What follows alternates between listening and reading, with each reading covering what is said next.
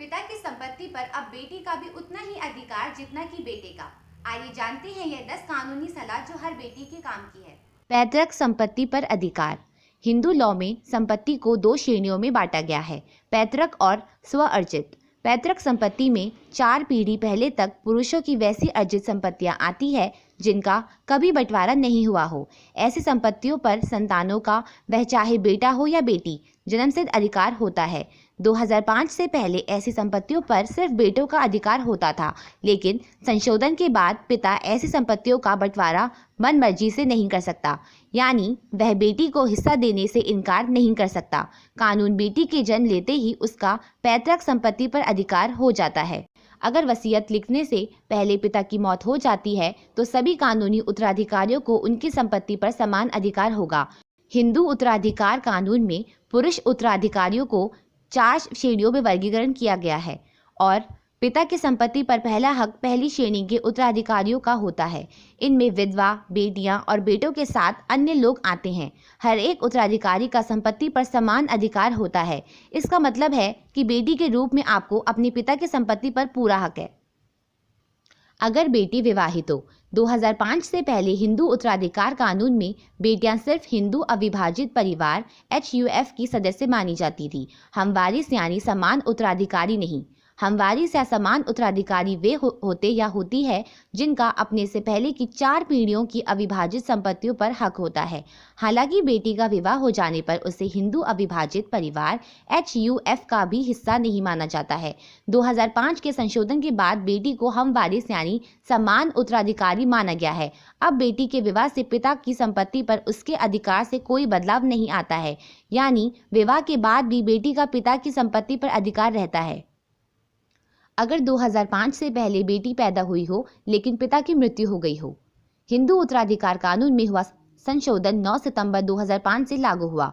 कानून कहता है कि कोई फर्क नहीं पड़ता है कि बेटी का जन्म इस तारीख से पहले हुआ है या बाद में, उसका पिता की संपत्ति में अपने भाई के बराबर ही हिस्सा होगा, वह संपत्ति चाहे पैतृक हो या पिता की स्वअर्जित।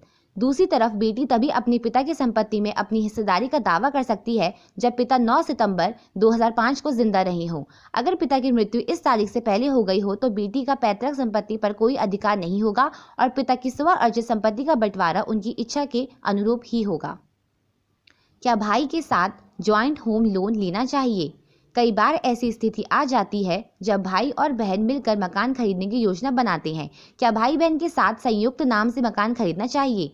जानकारों का कहना है कि अपार्टमेंट खरीदने का अंतिम फैसला करने से पहले उन्हें मकान के वित्तीय पहलुओं का ध्यान रखने की जरूरत है। उन्हें ऐसा कदम उठाना चाहिए जिससे बाद में दोनों को फायदा हो। भाई बहन मिलकर होम लोन के लिए आवेदन कर सकते हैं। इसके लिए जरूरी है कि मकान के मालिकाना हक वाले दस्तावेज में दोनों के नाम हो। पति की सैलरी जानने का पत्नी को है कानूनी अधिकार।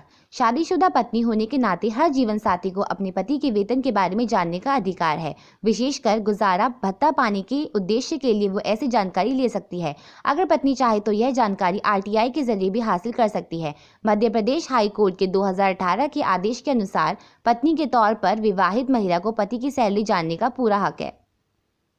बेटियों को अनुकंपा पर नौकरी पाने का बराबर का हक। बिलासपुर हाई कोर्ट ने पिता पर आश्रित विवाहित बेटियों को कोल इंडिया में अनुकंपा पर नौकरी पाने का रास्ता खोल दिया था। कोर्ट ने महिला की याचिका पर कोल इंडिया को आदेश दिया कि वो मृतक पिता की जगह पर विवाहित बेटी को उचित नौकरी दे। छत्तीसगढ़ के उच्च न्यायालय ने यह आदेश पारित करते हुए कहा कि किसी महिला के साथ विवाहित और अविवाहित के आधार पर भेदभाव नहीं किया जा सकता है।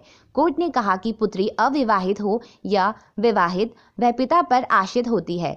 मद्रास हाई कोर्ट ने 2015 के अपने ऐतिहासिक फैसले में कहा था कि अगर नौकरी रहते पिता की मौत हो जाए तो विवाहित बेटी भी अनुकंपा के आधार पर नौकरी पाने की अधिकारी होती है।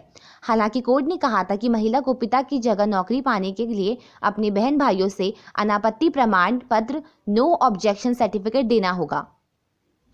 पत्नी बेटी की सहमति के बिना बेटे को गिफ्ट दी जा सकती है संपत्ति। एक पिता ने अपनी अर्जित संपत्ति अपनी पत्नी और बेटियों की जानकारी के बिना अपने बेटे को गिफ्ट कर दी। बेटियों की शादी हो गई और पत्नी को घर से निकाल दिया गया। ऐसी स्थिति में मां और बेटियों के क्या अधिकार हैं? जानकारों का कहना है कि खुद कमाई गई संपत्ति को गिफ्ट करने के लिए किसी की अनुमति लेने की जरूरत नहीं है, लेकिन इस मामले में कानूनी वारिस होने के नाते मां और बेटियां इस गिफ्ट पर सवाल उठा सकती हैं। इसके अलावा उस व्यक्ति की पत्नी गुजारा भत्ता की मांग कर सकती है। तो यह थी बेटियों के कानूनी हक जो हर किसी को पता होने चाहिए।